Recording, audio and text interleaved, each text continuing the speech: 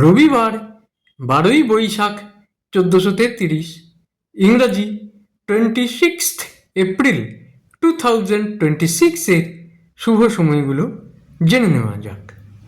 দিনের শুভ সময়গুলো হলো ভোর 5টা 14 থেকে 9টা 25, দুপুর 1টা 12 থেকে 1টা 40, সন্ধ্যা 6টা 45 থেকে 8টা 55, রাত্রি 12টা থেকে 12টা 55, রাত্রি 2টো 25 থেকে 2টো 55।